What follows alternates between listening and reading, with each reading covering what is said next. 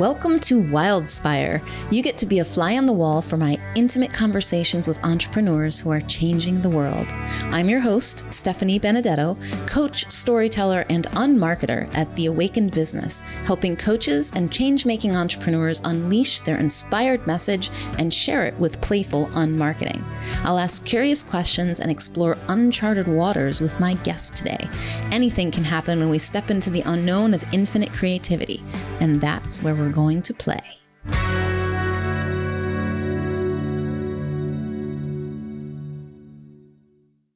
My guest today is Alex Baisley. Alex and I tempt fate by having no set topic or agenda before launching into our conversation. So you're going to get a raw and real experience. The result? We invent the concept of unbusiness, discuss what most coaches get wrong, and explore the questions to unlock your big dream. And of course, we have lots of fun. Let me tell you a little bit more about Alex Baisley. Alex Baisley, with his Big Dream program, is a consultant who shares a strategy for how folks with too many interests and a desire that won't seem to go away to make a difference in the world might figure out WTF they're supposed to be doing. Alex had spent 10 years working underwater as a commercial diver. Even though the two things he hated most were being cold and alone, he felt there was something he was supposed to be doing, and this certainly wasn't it. Years later, he unexpectedly stumbled into his passion, Reiki, a vocation infinitely more meaningful to him, and eventually left the ocean for his own warm, full-time clinic. So far, so good, until several years later, he was alarmed to feel increasingly unhappy every day walking to his clinic. What the hell was wrong? On a spring afternoon, a story came to him, and what he'd been missing became clear. He has never questioned his calling since that day. His Big Dream program hit the road around North America a few months later and struck a resounding chord. He's been sharing his message around the world nearly 20 years since. So it's my pleasure to introduce you to my delightful conversation with Alex Baisley. Hello, Alex. Welcome to Wildspire. I'm so thrilled to have you as my guest today. Hello. I'm so glad to be here. How fun. It is, and it's taken a little while for us to make this connection happen. And a couple of helpful people, matchmakers, putting us together. That's right. And I'm glad that we did. So I love to share, what stood out to me about you when it was Tad Hargrave who said, I think you should talk to Alex Baisley. I think you guys would really like each other. And I went to your website and I watched the story of two barbers, I think it was. And I don't even remember, this was some months ago. I don't remember the details of the story. But I remember you, and I remember just feeling this this playfulness from you or through you, this love of storytelling, and this big heart. I'm glad you felt that. Yeah, and I thought, yeah, Tad was right. Talking to Alex is a good idea. So that's kind of what has brought us here. And I'm wondering, what are you really seeing new and fresh in your life, Alex? What's standing out as something that is really speaking to you these days? I can give some credit here to our other matchmaker, Jen Kelly, in this conversation. A fantastic person, and as I mentioned in an email to you, an impressive way to see the world differently. I always pay attention to what she says, but she asked me a question the other day, and actually, if Jen is listening to this, I don't think I've responded to it yet because I'm still thinking about it. But she asked if I was a yin sort of coach, a conversation sort of between yin and yang, and I have yet to actually come up with an answer for that, but I think there's a lot of truth to that. And if you ask me what was the most fresh in my life, it is a growing awareness of that is how I like to be in coaching I'm not even sure if I like the word coaching, but anyway, I'm a coach, for lack of a better term, but which sounds like I don't know, it's got a masculine sort of feel to it, I think, often. Like I'm coaching someone as if it's an action sort of thing, where for me, I've been at it for a year, like a long time, but it's only in later years that I'm becoming a little more aware of what I'm doing, and how it maybe stands out a little bit from how others do it. It's like I'm a gardener. My wife is a gardener. I don't really have a green thumb, but I'm surrounded by gardens and gardeners and people who grow their own food, and it's just all around me, and I adore it. I'm not very good at it myself, but I love it as a metaphor, as an analogy. And in my work, people come to me because my view of it is that they've got seeds in their garden that are trying to get out.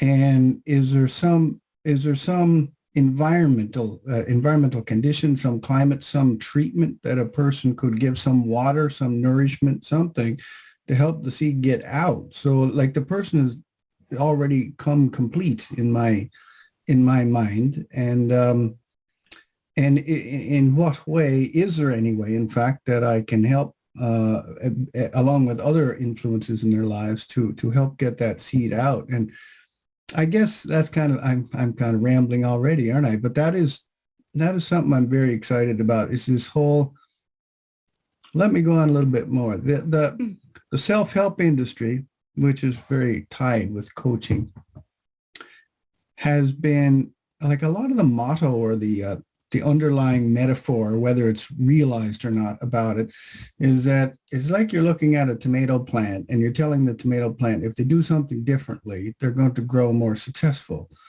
And the tomato plant is thinking, the fuck? Like I'm a tomato plant. I do, whatever the inside things are. And so like the self-help industry, I kind of think people are the same. And so they're telling us if we do this differently and that differently, we'll have a successful life. And to a certain extent, there's true. I'm not against the yang approach, but I'm thinking more that environmental conditions, if you take that tomato plant and you look at it and it's in the wrong soil, it's got the wrong light, it's got the wrong environment, and so if we change those things, then the tomato plant has a chance to grow quite naturally and do what it's supposed to do and grow in ways you can't even predict. And I don't think the self-help industry has necessarily done a great job in helping with that. If anything, sometimes it's hurt it. And I think that coaching can regrettably fall in the same category. So about the yin, so about the environmental conditions for growth. And that is not about me. It's about the seed that, it's not even about them. And sometimes it's about the seed that's inside them that won't go away. You're helping people create businesses a lot of the time, aren't you, Stephanie? Mm-hmm. So it must be, that's a lot of your work. So it must be the same for you. They've got this urge inside them that's not fully defined, and they're trying to get it out. I'm really curious about this, Alex, like what it is for you so they don't even necessarily know the seed, right? They might have a sense of the seeds, and they're seeds. There's something about that metaphor of seeds that not every seed you plant is going to grow. Mm-hmm. Sometimes you plant a bunch of seeds and then you see, and sometimes you weed through. I mean, if we're going to use this metaphor, I think it seems pretty apt to me. But we'll take it until it causes problems and we have to choose a new one. Perfect. I love that. We run into the corners and dead ends. We'll go, okay, that's it. We got to the end of this usefulness. Well, it's better than what I often do, which is I switch metaphors mid-sentence. And, I'm talking about gardens and all of a sudden I'm like, I'm climbing a mountain and okay. Wait a minute. Am I building a fucking tomato plant or a mountain? I don't even know what I'm doing anymore. Yeah. So what do you see? So I see that too, Alex. I see that innocently, someone wants to create something or make a change in their life, and they go to an expert, a coach, a teacher of some type, and the teacher gives them this system. And if you just do these 5 things that worked for me and they work for everybody else, so they better work for you, or there's something wrong. You're not doing it properly, right? There's something wrong with you. Then you'll get the same results without recognizing who this person is, what it is that they want, without being connected deeply to the inner wisdom and guidance that that person has access to. Beautiful. I love it. So they end up, and I think actually innocently on the part of a lot of these teachers and coaches too, because they really, what they believe that what they're teaching is what people need. Mm-hmm. Sometimes they say, if you have a tool that's a hammer, you assume that every problem is a nail, and you just, it's like the same. Great. And that's kind of what they're doing, right? Like, oh, well, I cracked the code. But what actually happened was they were struggling in their own life with whatever challenge, and they slowed down enough to listen to their inner guidance. Something occurred to them, intuition, inspiration came. They tried something, probably tried and failed a lot along the way, and finally found something that's working for them. And then they went, Eureka, I found it. Now I'm going to sell this to you, right? But the real power behind that was that inner knowing or that inner inspiration. So unknowingly, they're doing this, right? And what I hear you saying is a different approach. So like the person's coming to you complete. There's something already here, and your job is to be like the gardener. We're going to put it into the right soil. We're going to give it the right nourishment, the right amount of sun and things. So tell me more about like that. Like, what does that look like for you? Like, what's actually happening with people, and what do you help them to see and change? It's great. There's a metaphor. I was just talking, speaking of metaphors, I was just talking with my wife about, I said, help me get clear on this metaphor, because she's the gardener. And it's like, I'll use myself as a tomato plant this time. It's like I'm a tomato plant, and every other plant in the world is a different kind of plant. So they're coming to the Big Dream program, to my classes or as clients, or my membership site, but what I've actually got in there is not a bunch of tomato plants. I haven't got a single one. I'm the only one there. I've got a broccoli and an asparagus and an amaryllis flower, and people are as different as that on the inside. And I'm not trying to be funny about it. I really do find them as different from each other as that. And so my wife was telling me that I think it's asparagus, if I'm remembering the story right, that when you plant asparagus, it takes years for the thing to actually surface. Like it takes forever. Whereas if you plant an amaryllis bulb, as many of you have seen at around Christmas time, like the thing is a full completed unit in about 10 days, 2 feet high, incredible. And there was nothing wrong with either of those plants. They just have a completely different process. And different environments for that matter too. But so I'm never assuming that I know what's right, for this asparagus plant or for this broccoli plant that's in my class. But I do think there are predictable environmental ingredients. So I do bring structure to what I teach, and I only have one opinion in the world on what that structure, might be. And then there are many other opinions. But I do think that, for a plant, there's generally a few ingredients that one must have to take into account, and then they have to figure out what they need of those ingredients. So what kind of soil, what kind of light, and all of that. What it actually looks like, though, on the surface is, well, I suppose deep underneath this work, it's not about business for me or about big dreams. I run the Big Dream program, and I'm sitting here telling you it's not about big dreams. And the big dreams in a lot of these people's cases are a business or a form of making some kind of a contribution in the world, or an expression in the world, like an artistic expression in the world. And they don't know what it is, but they feel the urge so strongly that it just never goes away, and they're just trying to find this way out. And I've always thought that these urges are a piece of us inside that is attempting to heal our lives, that is trying to bring some kind of healing to us. So I had this saying that I sometimes bandy around, that the big dream is a message from our heart to our head, saying walk towards that and you'll become who you want to be in the process of getting there. It never was about the big dream, but likewise, it's not about ignoring the big dream, because the heart is saying, no, if you walk towards that, it's going to challenge you in ways that you will never challenge yourself otherwise.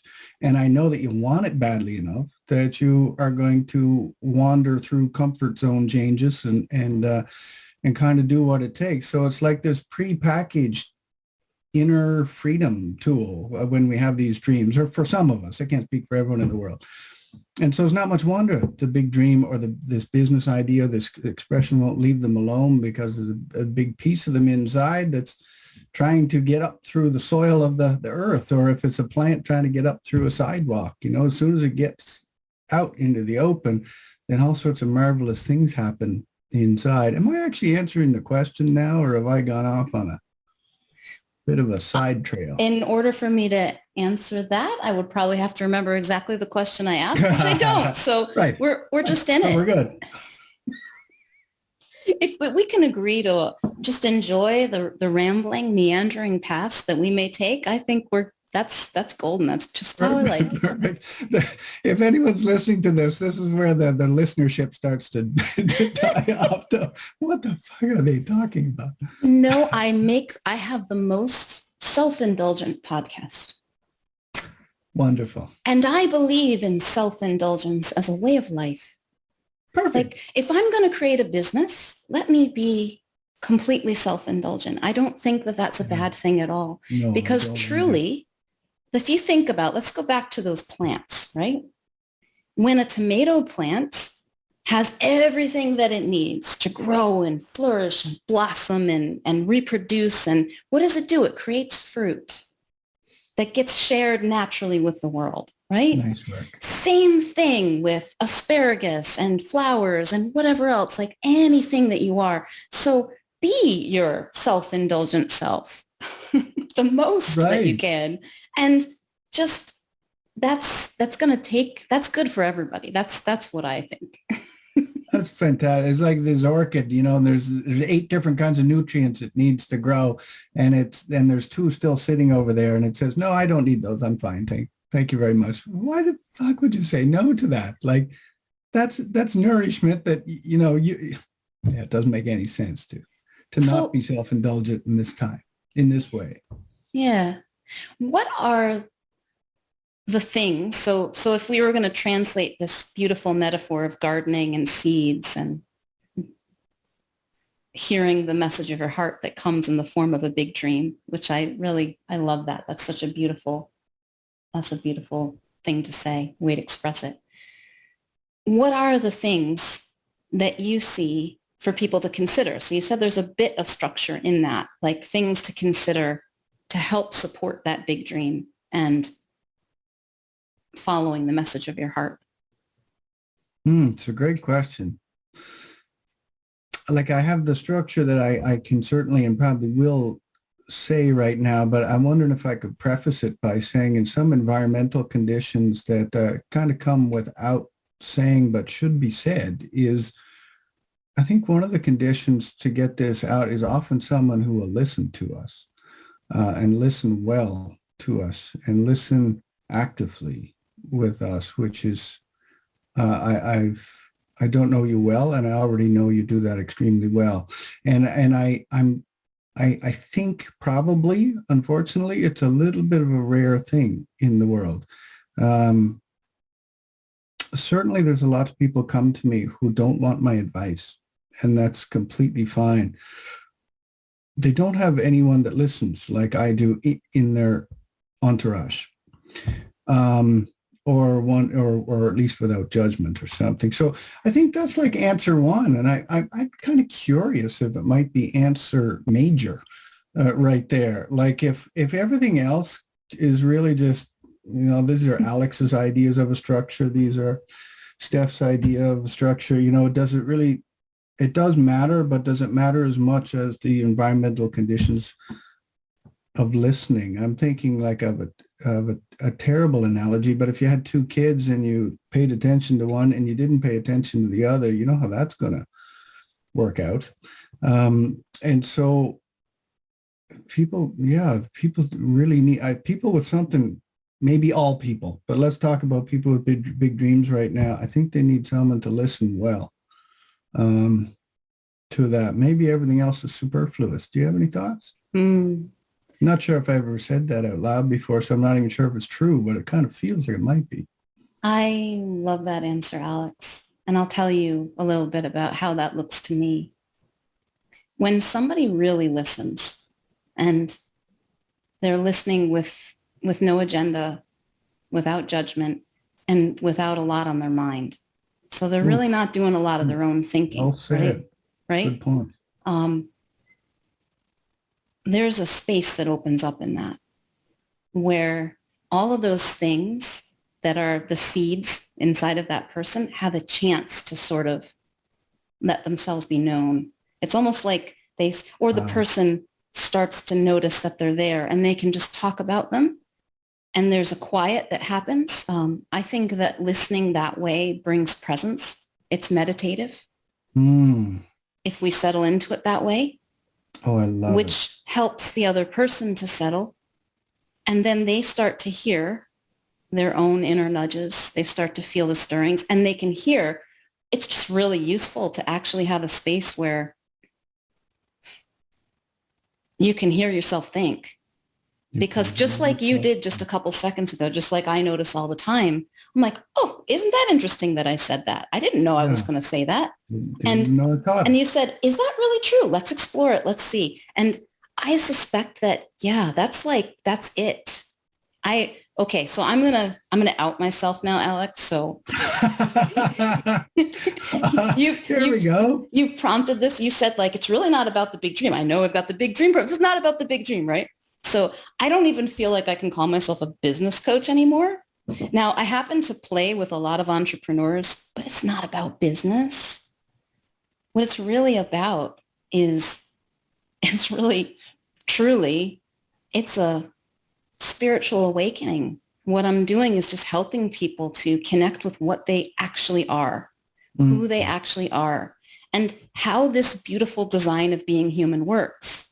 And then when they get that, like when we get a sense of this amazing journey that we have, this adventure of being human, of being the infinite potential of the universe in a form that we call a human, in a specific form that we may call Alex or Stephanie. And we really start to see that playing in business is amazing and it's so much fun. And it comes from inside instead of trying to change all the things on the outside so that we can feel okay, like we actually know what we are. And so that's actually what I'm doing anymore. And it almost feels like a sham sometimes to call myself a business coach now. I'm like, no, and I think I'm clear enough about it that by the time people come to me, usually they have a sense of right. It. Like if you want filtered well along the way. If you think you're going to come to me and I'm going to like tell you the strategies to implement and guarantee these particular, no, okay. You haven't been paying attention to what I'm doing, which is fine, but it doesn't happen. How did you get through my form?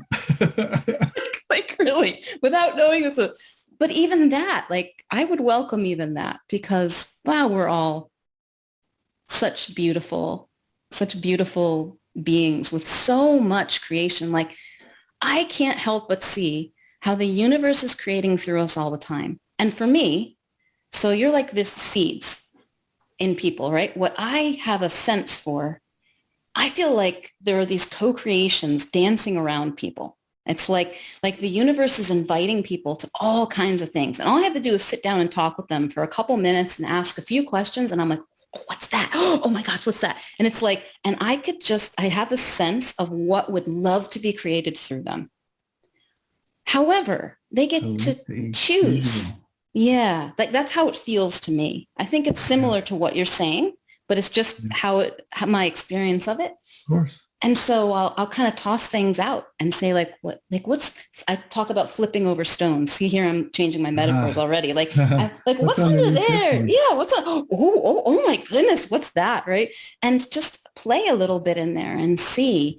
And oftentimes the things that are the possibilities around them we might only just touch on it in our time together. So they come to something. Usually people who come to me have a business, have an idea, have a thing usually, or they have something and they know it's time to reinvent. Like I need version 2.0 or 3.0 because this just doesn't cut it anymore.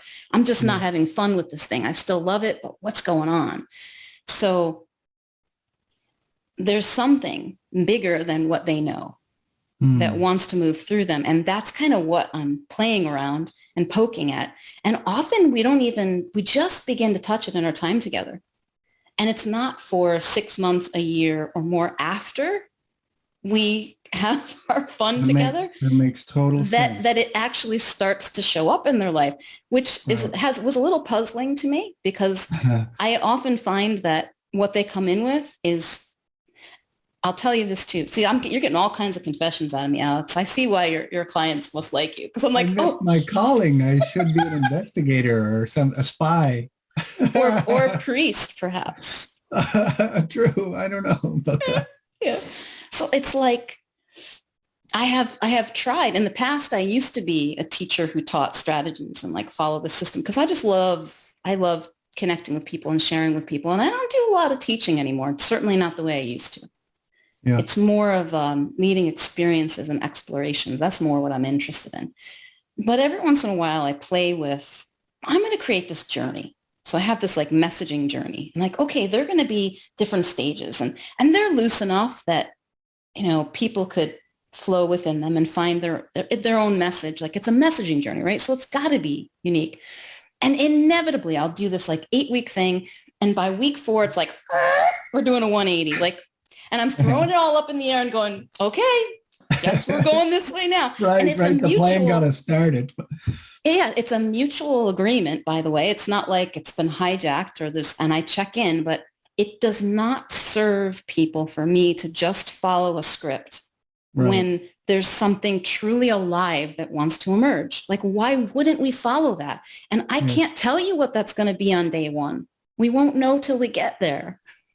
It's ideal. It's absolutely ideal. How can there be a structure? I mean, a one size fits all structure. It doesn't even make any sense when business is a social sport. It's a spiritual sport. It's an inner development sport. And we never know how another person is going to react in any given moment. So how can there be a formula for that?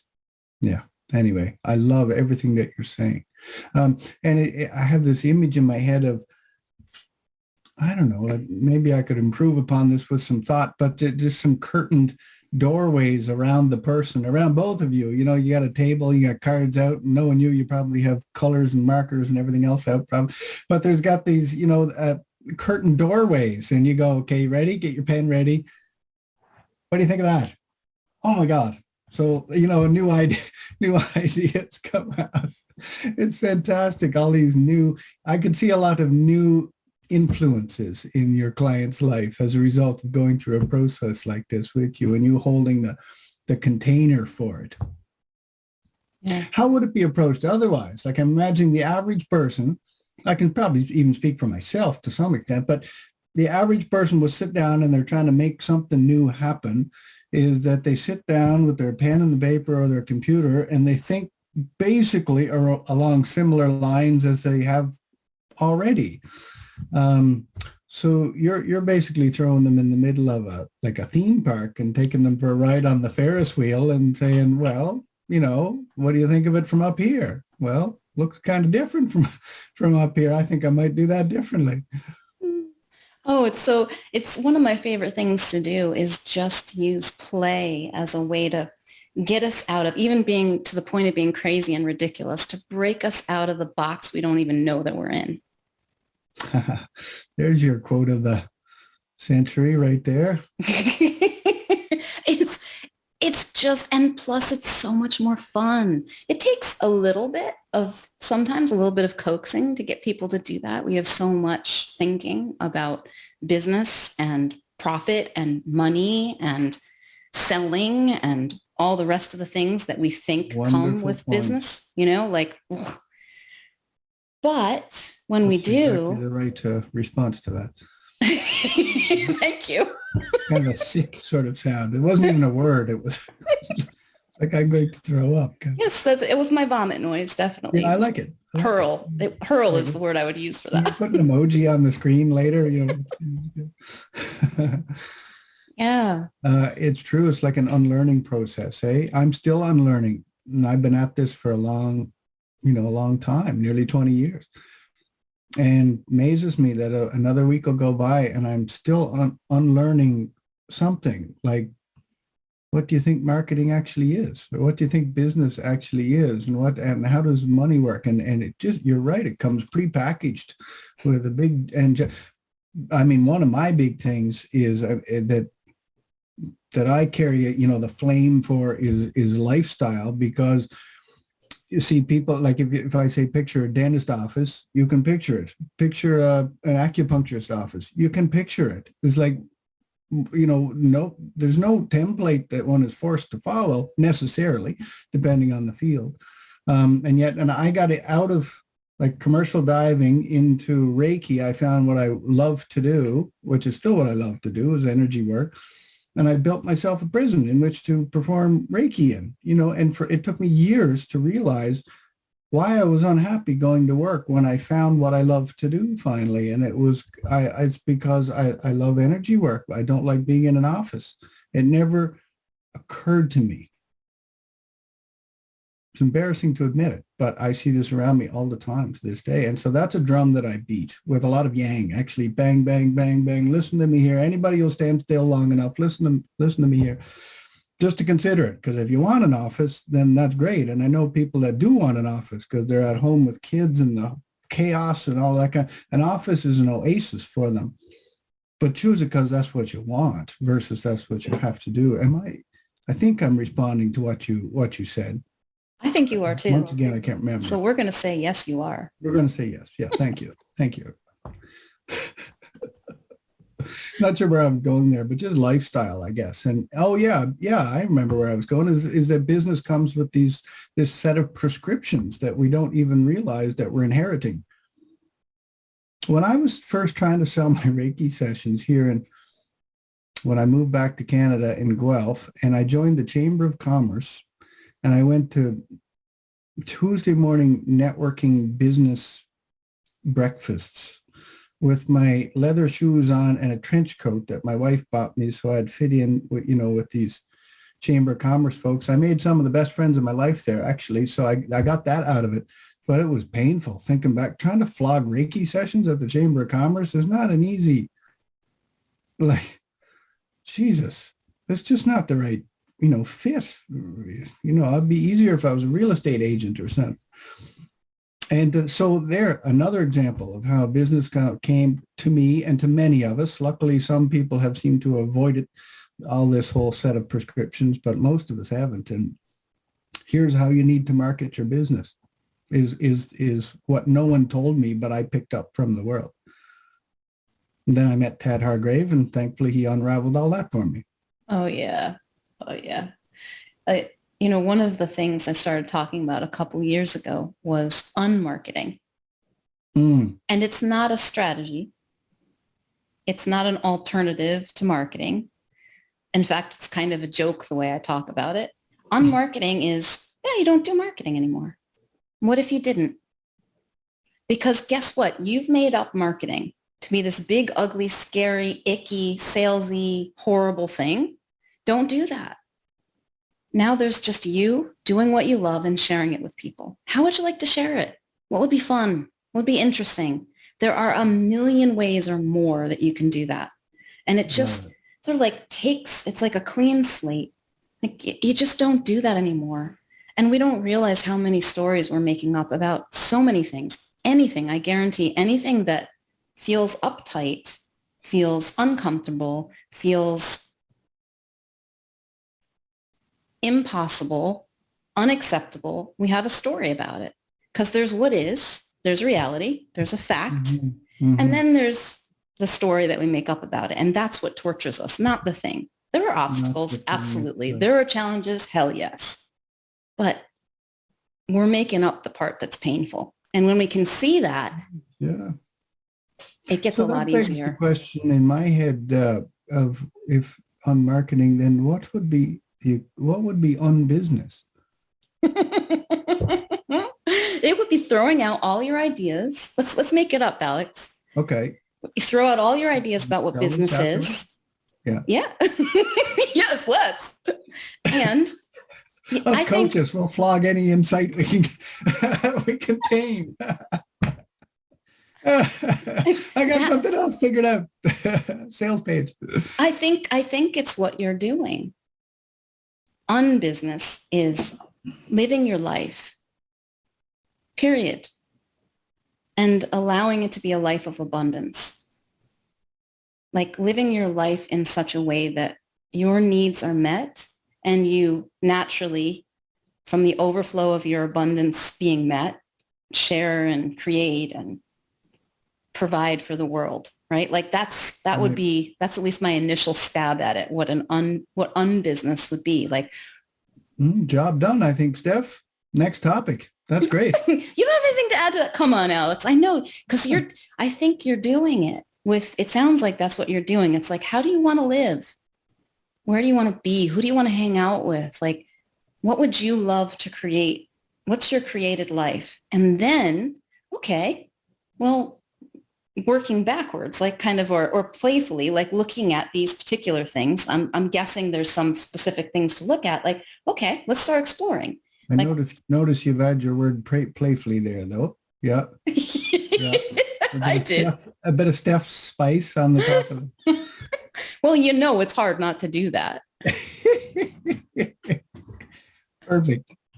Yeah. We wouldn't want you to stop. No, you're right. There's an exercise that I do with clients,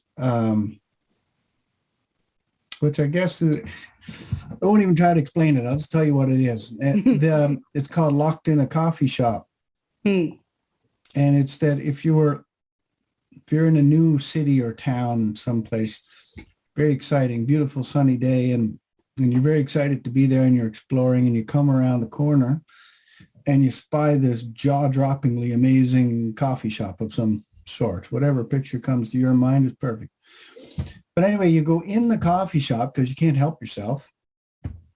And there's some people in there. It's not too crowded, but there's some people in there. And you think, this is where I want to be for a bit. So you get yourself coffee or some kind of drink, and you're about to get settled when the door gets locked accidentally. The door to the outside, and everybody's trapped. You can't get out. And so wheels are turning somewhere in the town to let everybody out, but in the meantime you're all stuck there. So what happens if 4 hours later they came and they let everyone out, they got the doors open finally, and you didn't want to go because you were having such a good time in there? It was like restorative. It was like the best time you've had in ages and ages and ages. Then my question to my client is, who was in there? What kind of people were in there? And what were you doing? Because if we can figure that out, then I think maybe what if you just design your business to do that? So those activities with those kind of people, and that'd be a dandy start, I think. So I think that corroborates what you said about you're just living your life. You're in a coffee shop. You're fucking locked there. What else are you going to do? Well, you have such a good time. And I'm thinking that's exactly the model that came to me years ago, and upon which I made the decisions to work with whom I work. Was that the right grammar? And to do the kinds of activities that I want. And so the idea kind of changed from what can I sell people to I want to do this. I wonder, is there anyone else in the world that might, like the same thing?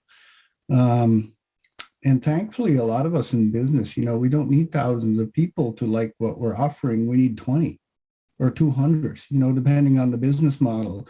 An average coach sometimes with one-on-one clients can get by with all the income they need from 20 to 40 people. So if you can find 20 to 40 people that want to be in your coffee shop, doing that kind of thing, then I think that's a very playful way, but also a highly practical way. And I see those decisions filter more easily down to the bottom line.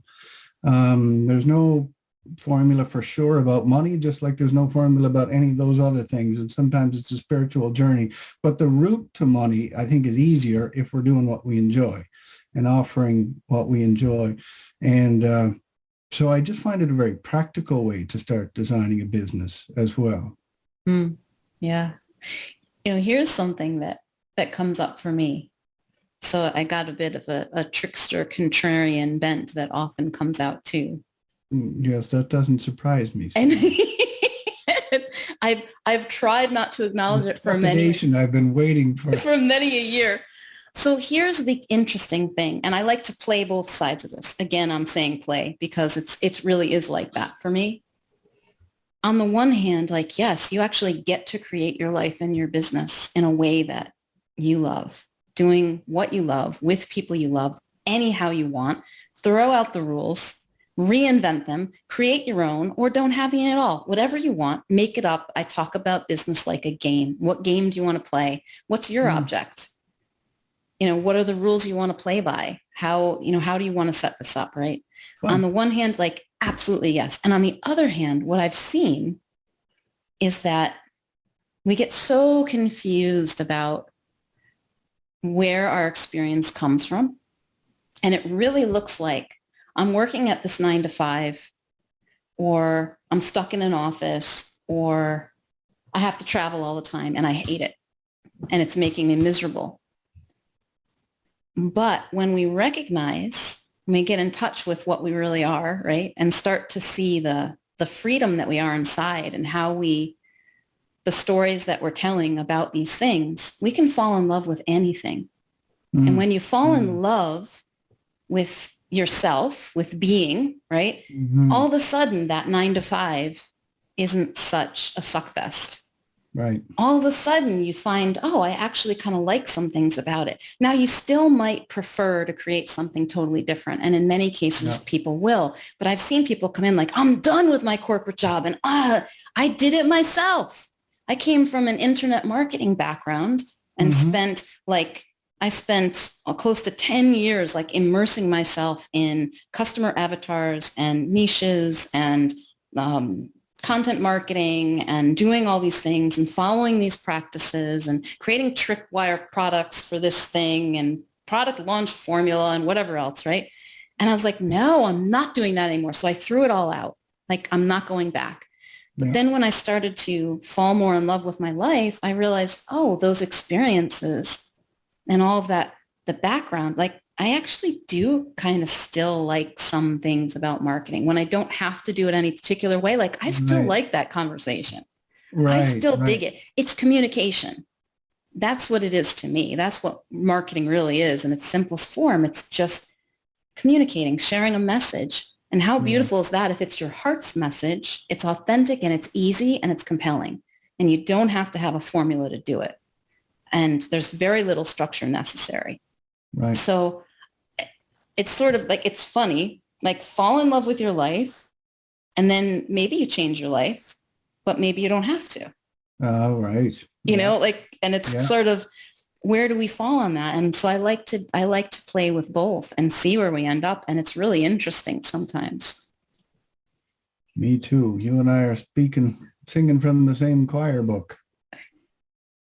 For sure. And I felt, I can't speak for everybody, but I can speak for, I suppose, for the kinds of people I tend to spend most of my time with client-wise, is that both are absolutely crucial. In fact, we can't often, my work I often find is 50% inner and 50% outer.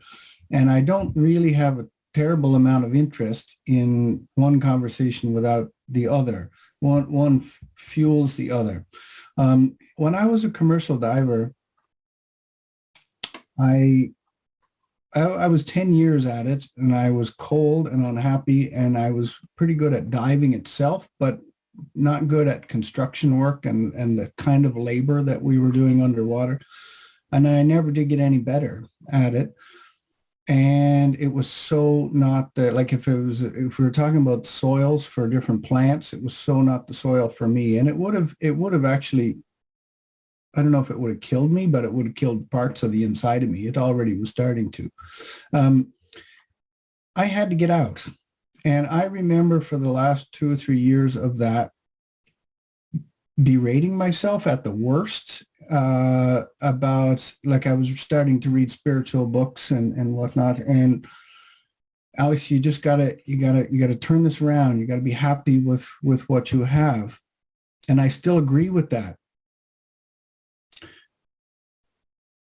But I like to have that as 50% of the conversation, because it's also like me telling the orchid plant that you should be happy with that pine tree soil.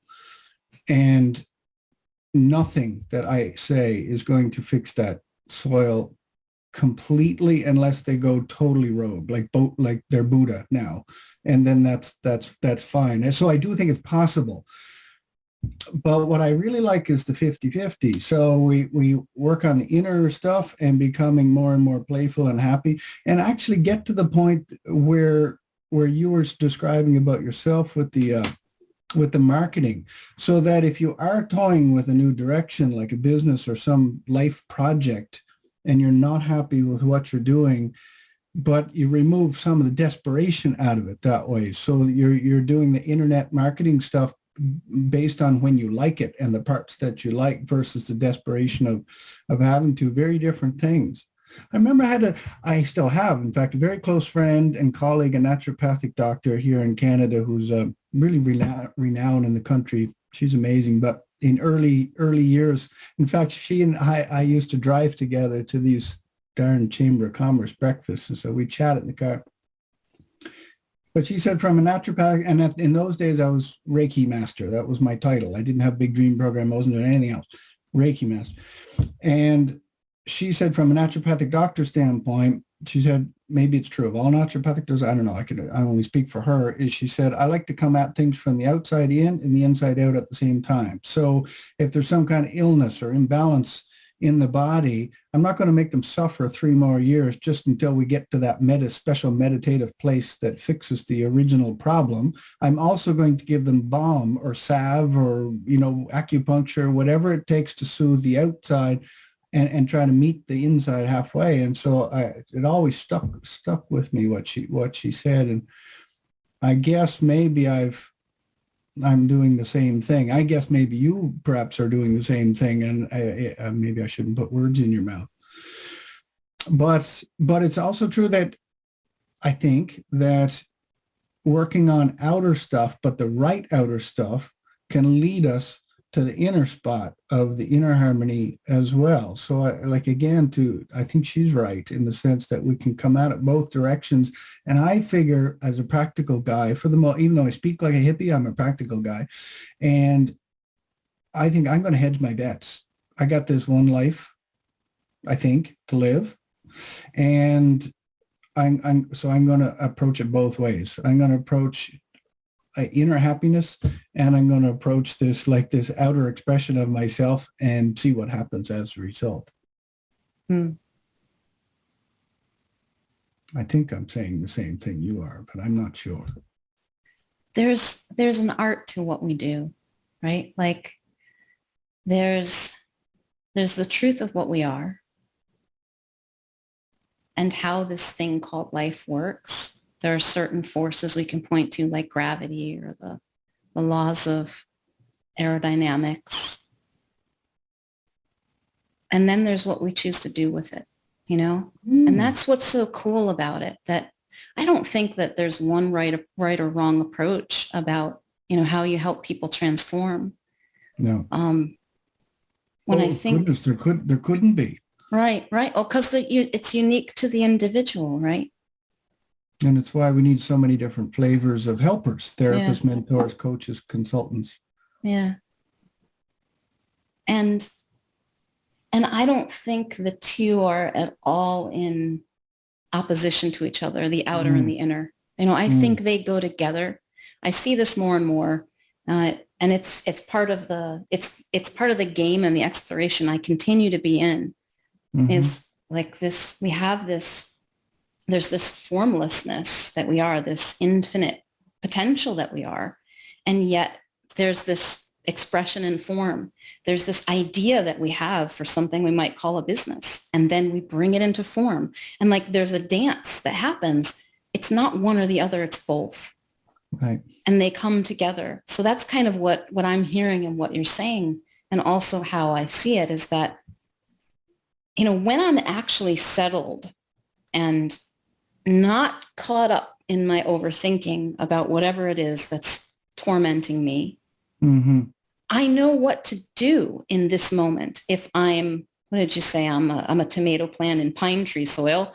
I'm gonna get my ass up or bring some tomato, like something's gonna Right. occur to me. I'm not gonna force myself to stay there if that's not what I know to do to take care of Oh, I myself, love it. But yeah, but the urge is coming from inside and part of Yeah. natural, organic way of being a human in the world. Yeah. Instead of, When the so tide is coming up, I will sit myself up and move up the beach.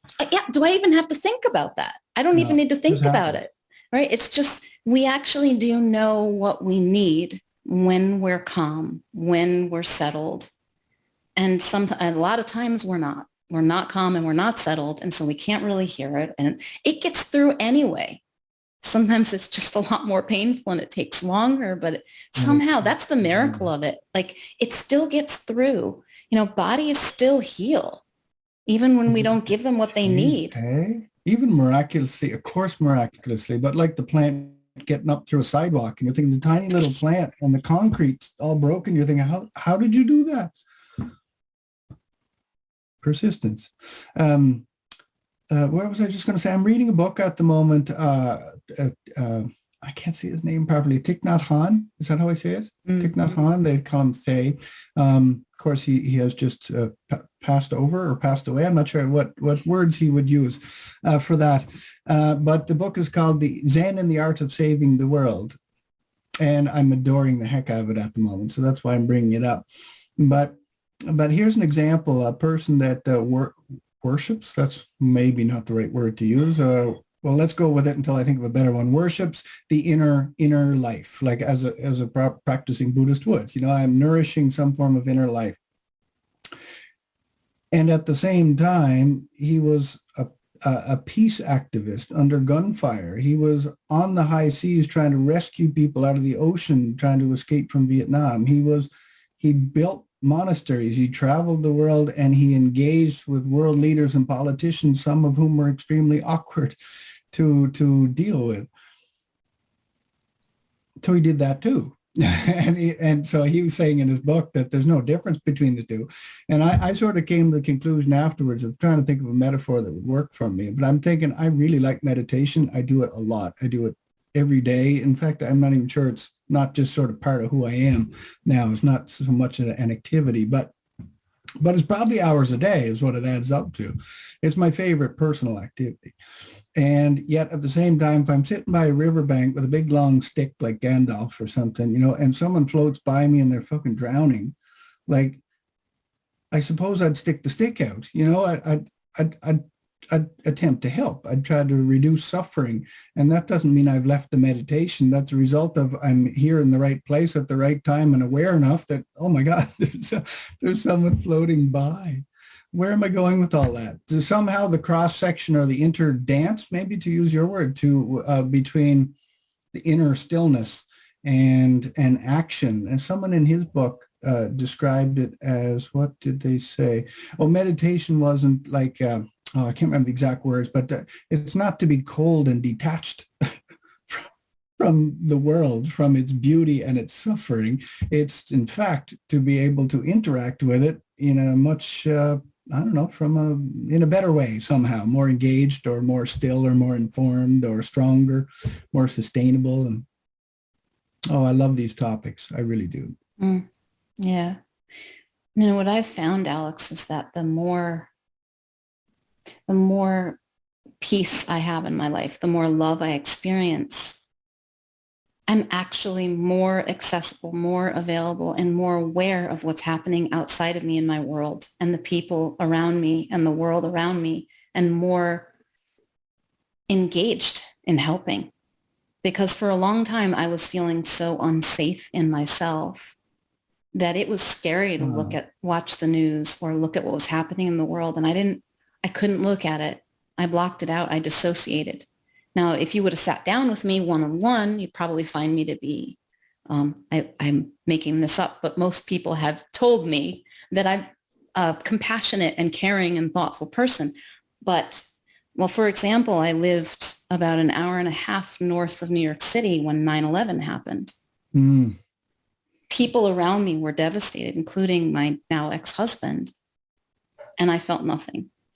Now, if somebody was in front of me, I would feel it, but I just couldn't. I couldn't. No. But a couple of years ago, bandwidth was used up. I felt so unsafe that it was in myself, that it was too scary for me to look because it was going to cause me too much pain. Well, But now that I know, don't wish you that experience or that pain, but it's a great story to illustrate the. yeah. And now that I know I'm okay, I can open my eyes. I don't need to be in denial. I don't need to dissociate. I can look at things that are painful. I can hear stories that are like, make you want to cringe, and know that I'm okay and there's hope, and I can do something. So it actually, the reverse has happened. Rather than, making me passive and I just want to meditate in my cave all the day. Mm-hmm. Instead, I actually am more involved. And that just happened. I think that's our natural state. When we know we're okay and we're calm, we're kind, we're loving, we're giving. It's only when we have angry thinking, fearful thinking, hateful thinking, do we act in ways that hurt ourselves and others. That's beautiful. I love it. I know we're at time here, but I have a personal conviction, I suppose, or story that fuels me every day. It's why I do the work that I do, I think, is a bit like we were talking about seeds early in the conversation. I feel that it's just a personal opinion, may not be right, but I feel that the solutions to every problem that we have already exist.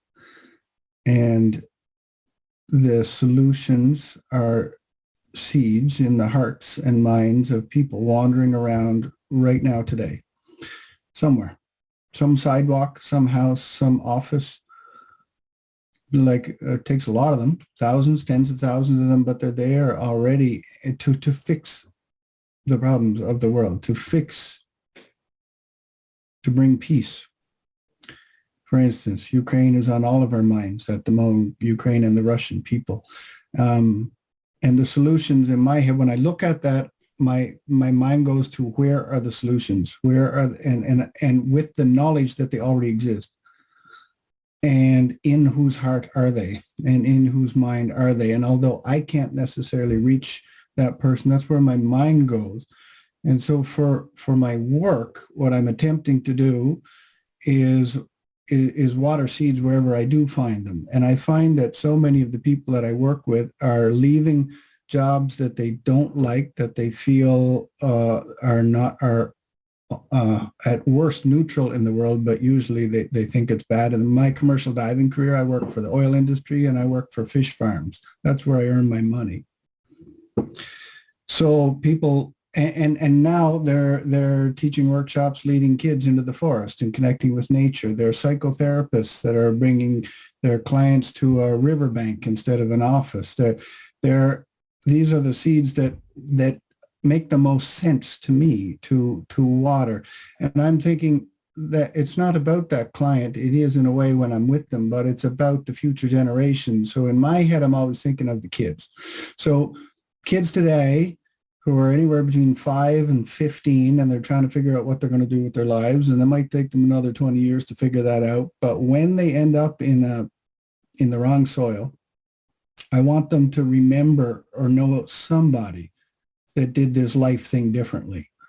That I just want them to have one exposure to somebody who did this differently and stepped off the rat race and had some form of internal human success as a result of that. And then that could have a ripple effect, and it can get to the seeds that I am not powerful enough to reach, but enough of that. And I guess we unlock solutions. And I'm only talking about problems in the world, but beauty as well. Beauty, in fact, solves a lot of the problems. And so the books that will get written as a result of somebody knowing somebody that followed a dream, that's why I do it. Mm. Beautiful inspiration, Alex. I see that, like, following your heart's message, following the dream that is your heart's message changes the world. I think it might. That's as sure as I can be. Mm. Wow, that feels like a lovely note for us to end on. So where can people find out more about you, Alex? Well, as a result of this talk, I'm considering unmarketing, so you can't. Basically, the website's now down. I'm tormenting you. Actually, I love the unmarketing thing. I didn't mean to poke fun. No, I really like it, actually. I'm going to have more thinking on that stuff. Where to find me? BigDreamProgram.com is my website. And from there, that I suppose that everything else comes from there. I've had the Big Dream Program for, well, it's coming on 20 years. And I've never actually had a program. Big Dream Program. So this is, we're in confession mode here, right? And I've never had a program. So I've had a mixture of dozens and dozens of different workshops that I've traveled around and that I've done online, and I've had one-on-one sessions and whatnot. But I started writing a book a year and a half ago. It's a lot harder than I thought it was going to be. So I'm still writing the book, but it's forced me to sort of collate or collect or kind of Marie Kondo 20 years worth of work and throw it all on the bed and figure out what I want to keep and what I don't. Everything. Where I'm leading up to is that I started a membership site as which is going to have levels in it, like level 1, level 2, and whatnot. It's not a formula, but it is an environment that changes over time.